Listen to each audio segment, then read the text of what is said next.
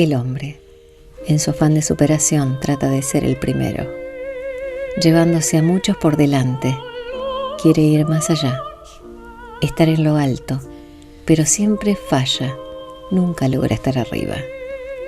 Cae, pero tiene el don de la perseverancia y se vuelve a levantar.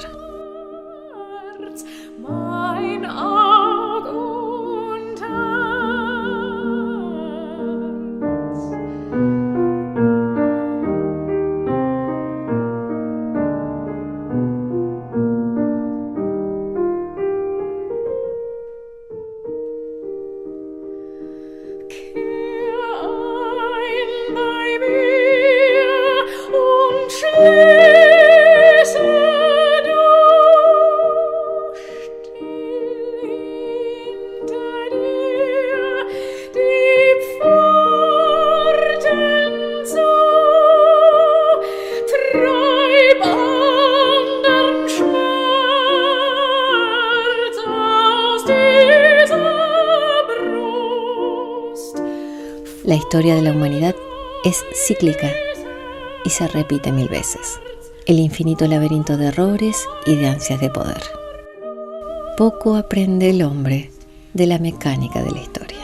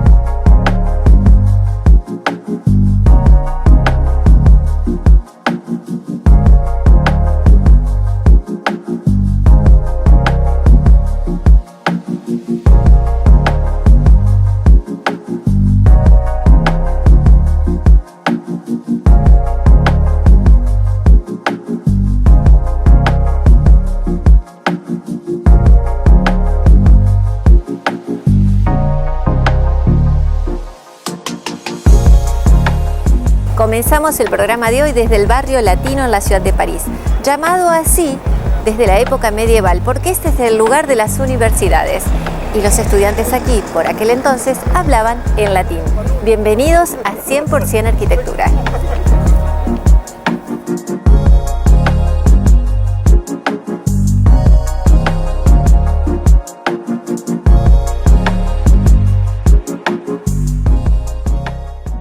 Con esta maravillosa performance presentada en este gran monumento parisino, comenzamos el programa. Hoy recorreremos el Panteón de París.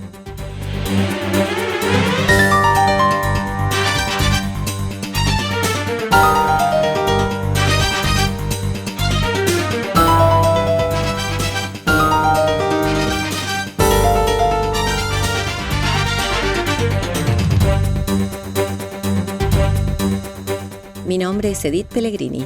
Bienvenidos a 100% Arquitectura.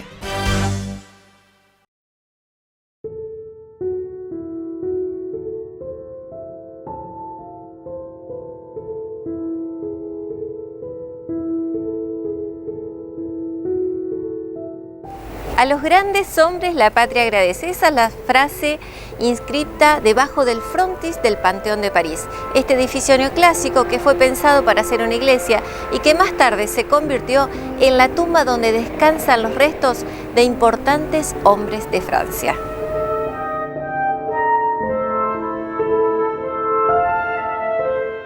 Con vistas al barrio latino con su suntuosa arquitectura, el Panteón es uno de los monumentos más emblemáticos de París. Ordenado en el siglo XVIII por el rey Luis XV, quien había prometido construir una suntuosa iglesia en honor a Santa Genoveva, la patrona de París, si se recuperaba de una terrible enfermedad. Encomienda el edificio al marqués de Marigny, director general de los edificios del rey, quien designó a su vez al arquitecto Soufflot para que lo gestionara. Inspirado en San Pedro de Roma, De aspecto monumental, este santuario se levanta en el corazón del barrio latino. Lo que nació como una iglesia, de la que el rey Luis XV colocó la primera piedra en 1764, fue transformada por la Revolución, antes de su completa finalización, en un panteón dedicado a los grandes hombres. Su planta es una cruz griega. El panteón tiene 110 metros de largo, incluido el peristilo, 82 metros de ancho y casi 90 metros de alto, desde el suelo de la plaza hasta la parte superior de la cruz que corona la linterna de la cúpula. Una triple cúpula de piedra, incluida la intermedia, decorada con la apoteosis de Santa Genoveva del barón Gros, es una verdadera obra maestra.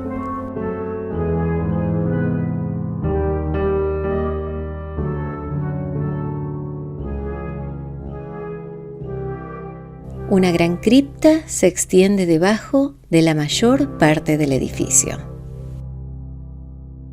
Lo que menos sabemos de este monumento es que su frontón fue durante siglos un tema político importante y fruto de una larga e increíble aventura.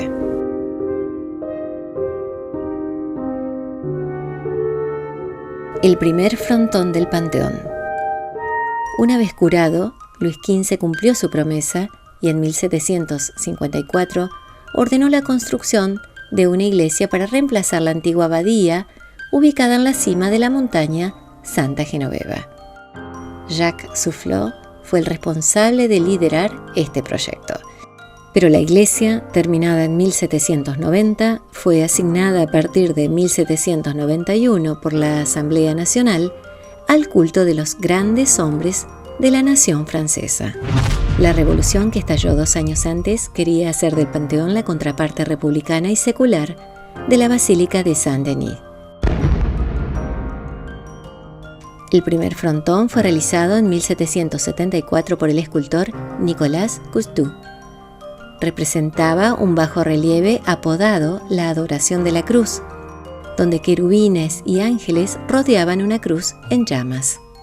El 1 de agosto de 1791 la Asamblea ordenó que en lugar de la inscripción en latín del frontón se grabara «A los grandes hombres la patria agradecida». Entonces se decidió sustituir el bajorrelieve por una obra más acorde con los ideales revolucionarios. El segundo frontón del Panteón. Nuevo registro, nuevo frontón. A partir de 1791, una mujer de pie coronó las virtudes cívicas y guerreras. Pero la revolución pronto dio paso al imperio napoleónico. En 1806, Napoleón decidió devolver parte del monumento al culto católico. El frontón, considerado demasiado revolucionario, estuvo cubierto con un velo durante casi 10 años. El tercer frontón del Panteón. En 1815, Luis XVIII restableció la monarquía en Francia y quiso reafirmar la importancia de la Iglesia Católica, devolviendo todo el Panteón al culto. El Panteón pasa a llamarse Iglesia Santa Genoveva. Pero como eso no fue suficiente, se decidió quitar el frontón, velado desde 1806, y reemplazar la antigua inscripción «Para los grandes hombres la patria agradecida», dando paso a una inscripción en latín que decía «Al muy bueno y muy grande Dios, bajo la advocación de Santa Genoveva, Luis XV la dedicó, Luis XVIII la restauró». Al principio se pensó no destruir el frontón anterior, sino simplemente cristianizarlo. Finalmente, el arquitecto Baltard realizó una obra completamente nueva que representaba una cruz radiante. El cuarto frontón del Panteón. En 1830, el régimen de Louis-Philippe d'Orléans quiso mostrar su vínculo con la revolución. Quizás uno de sus primeros actos. Dijo: cambié el nombre de Santa Genoveva a Panteón, por supuesto, y reinscribí en la fachada «A los grandes hombres la patria agradecida». ¿Cuál fue el problema? La flamígera cruz de Baltard ya no tiene ninguna conexión con la nueva vocación del edificio y por lo tanto se encarga un nuevo frontón.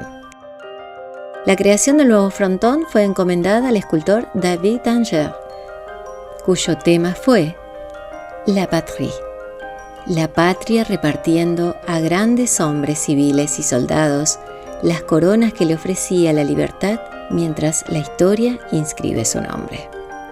El artista tuvo que resistir muchas presiones y tras 7 largos años ocultó al público su obra.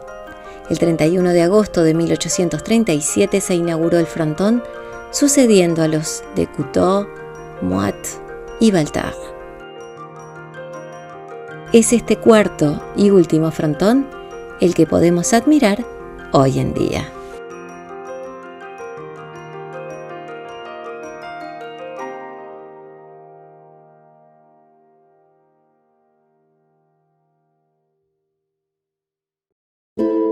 Vous êtes invité à venir voir tourner la Terre. Están todos invitados a ver la Tierra rotar.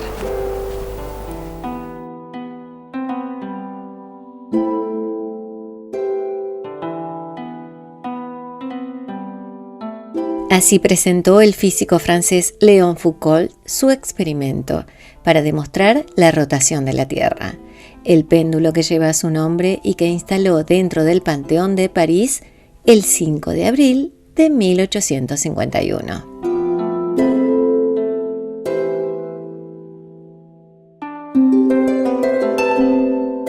En 1851, Léon Foucault recibe la autorización del príncipe presidente Luis Napoleón Bonaparte de utilizar la cúpula del Panteón para instalar allí un péndulo y poder así demostrar que la Tierra gira sobre sí misma. Foucault manda a suspender, a través de la abertura de la cúpula del Panteón, una bola de latón llena de plomo de 17 centímetros de diámetro y 28 kilos de peso, mediante un cable de acero de 67 metros de largo.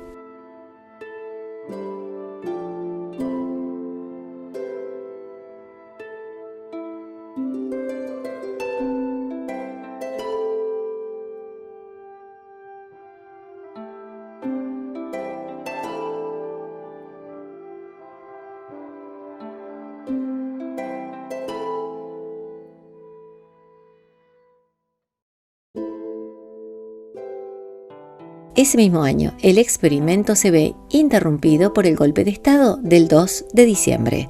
El Panteón vuelve a ser un lugar de culto.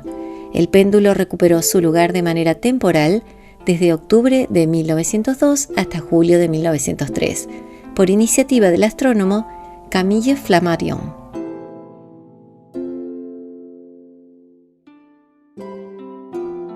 En 1995, el péndulo de Foucault queda definitivamente instalado en el lugar actual. Desmontado durante la gran obra de restauración de las partes altas del Panteón entre el 2013 y 2015, el espacio dedicado a este experimento lo ocupa actualmente la esfera diseñada en 1995 por el ingeniero Jacques Fauré, con un diámetro de 20 centímetros y 47 kilogramos de peso. El péndulo de Foucault recuperó su lugar original en el corazón del templo de los grandes hombres de Francia.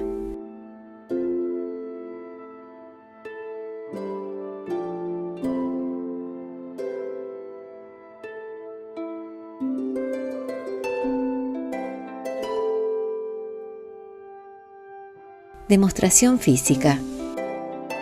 Accionado manualmente, el péndulo, a las 10 horas, refiriéndose al primer cuadrante graduado, la posición del péndulo varía 11 grados por cada hora respecto al cuadrante. Se tiene entonces la impresión que el péndulo gira, pero en realidad oscila siempre sobre el mismo plano. Es la Tierra la que se mueve y por lo tanto cambia la posición de los cuadrantes graduados.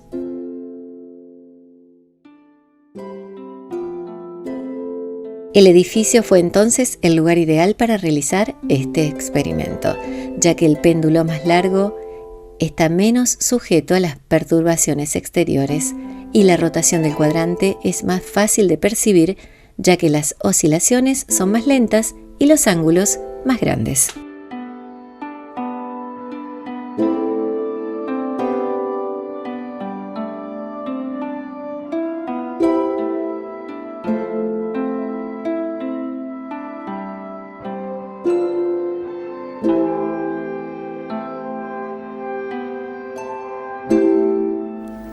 Están todos invitados a ver la Tierra rotar.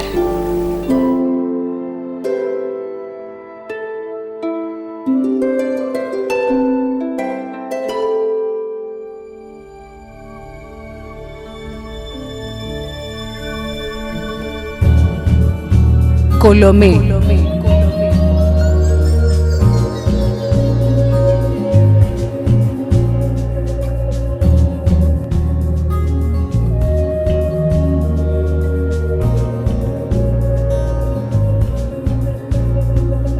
Colomé, Santa Fe, Paraná, Rafaela, Rosario. El Emporio de la Construcción, Partner Goldknauf. Somos líderes en construcción en seco, aislaciones y steel framing. Encontrá todos los materiales al mejor precio y financiación. El Emporio de la Construcción. El mundo Suchmitten. El corazón de la marca es el compromiso con la calidad, la belleza y el equilibrio en el diseño y producción de amoblamientos para tus espacios. Suchmitten.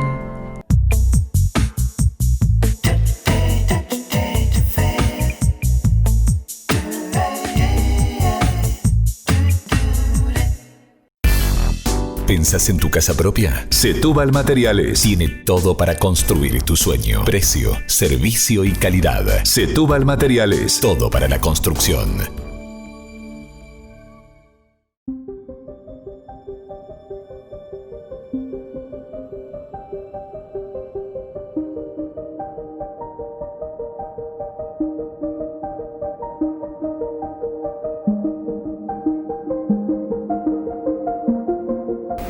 Es aquí, en la cripta del Panteón, donde descansan grandes hombres de la patria.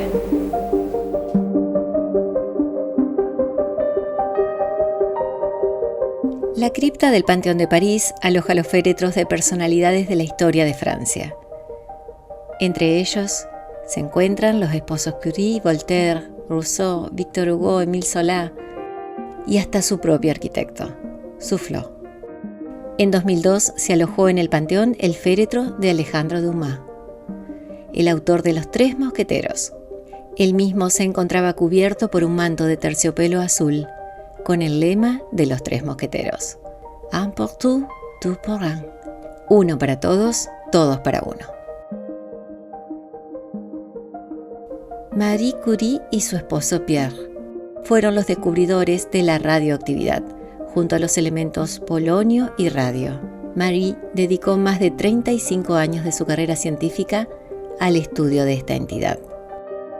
Con tenacidad y esfuerzo logró destacarse en una época donde no había espacio para las mujeres en la ciencia. Por sus méritos fue la primera persona en recibir 2 premios Nobel, el de Física en 1903 y el de Química en 1911. Voltaire fue el ilustrado francés más notable del siglo XVIII, escritor y filósofo. Pertenece al número de escritores que con su brillante crítica al clero y al absolutismo prepararon las mentes para la revolución burguesa de Francia de fines del siglo XVIII. Su ideal político, el llamado absolutismo ilustrado, es la monarquía constitucional. Popularizador brillante, Voltaire tuvo una colosal influencia sobre sus contemporáneos. Jean-Jacques Rousseau, filósofo suizo, junto con Voltaire y Montesquieu, se le sitúa dentro de los grandes pensadores de la Ilustración en Francia. Sus ideas políticas y sociales preludiaron la Revolución Francesa. Su sensibilidad literaria se anticipó al romanticismo, y por los nuevos y fecundos conceptos que introdujo en el campo de la educación, se le considera el padre de la pedagogía moderna. Victor Hugo, poeta, dramaturgo y novelista francés, considerado el máximo exponente del romanticismo en su país. Pese a su educación, Victor Hugo representó una voluntad reformista y abiertamente en contra del enriquecimiento burgués. Siempre en contra del poder, se mostró crítico tanto con el imperio como con la república. Tampoco comulgó con la Comuna de París, pero su posición siempre se manifestó a favor de los más desfavorecidos, una de las claves que configuran su obra.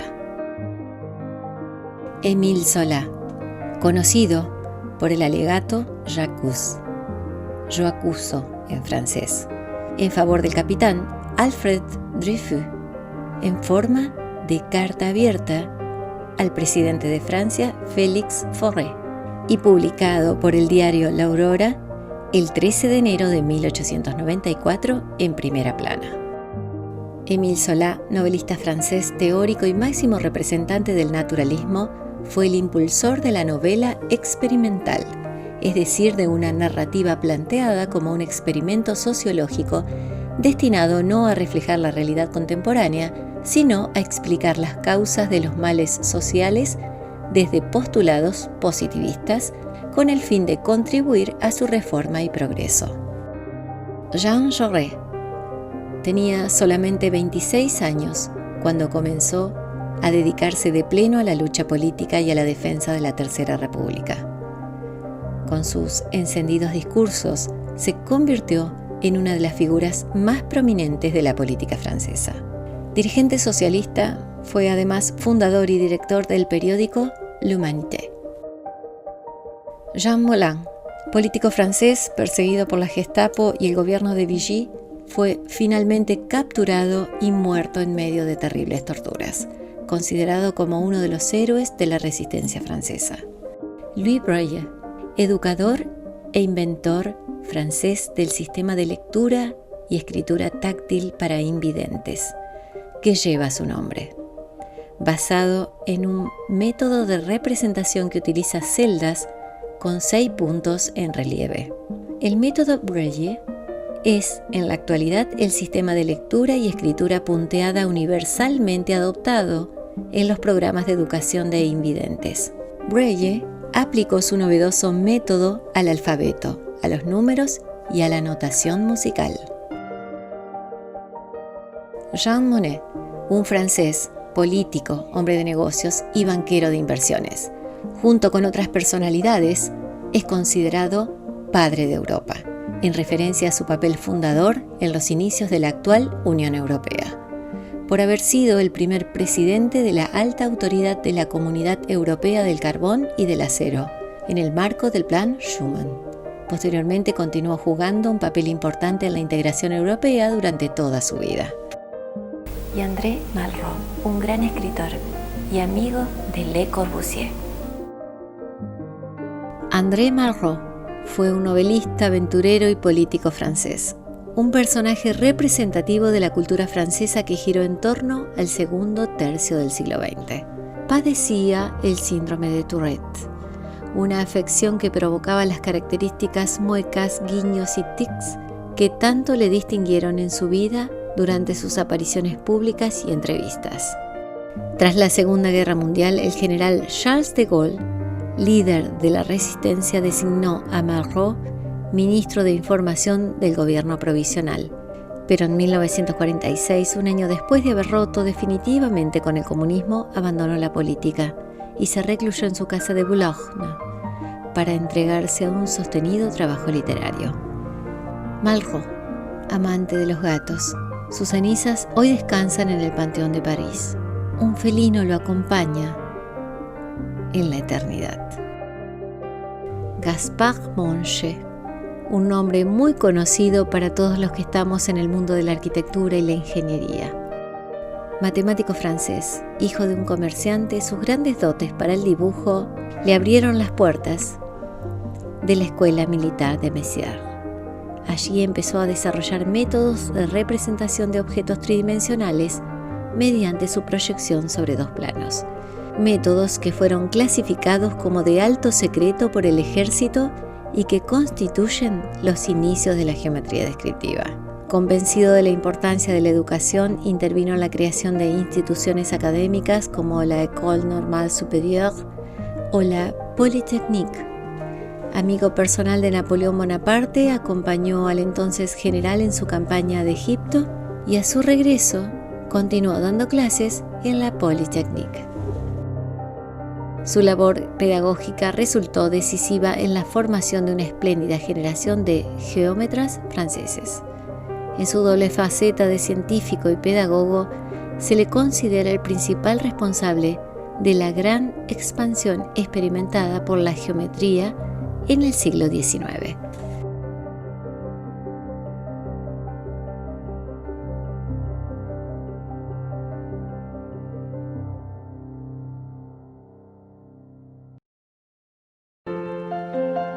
Hoy recorrimos el edificio del Panteón de París, un monumento en el que Francia honra a sus más célebres representantes. Mi nombre, Edith Pellegrini, y esto fue 100% Arquitectura.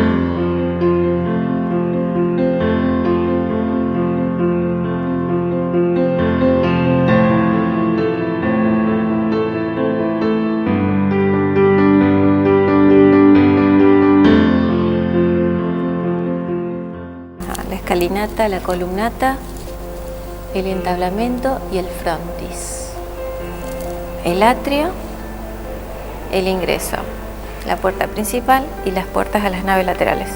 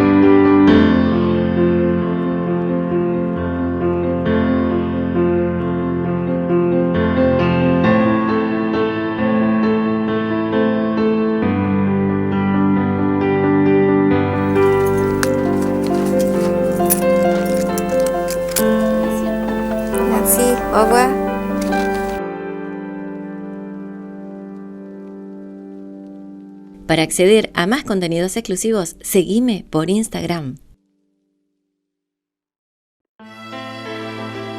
Para comunicarte con la producción de 100% Arquitectura, podés escribirnos a primerplano@outlook.com o enviarnos un mensaje al 342-516-4369 o entra a mi sitio web www.edithpellegrini.com. Encontranos también en YouTube y en Vimeo.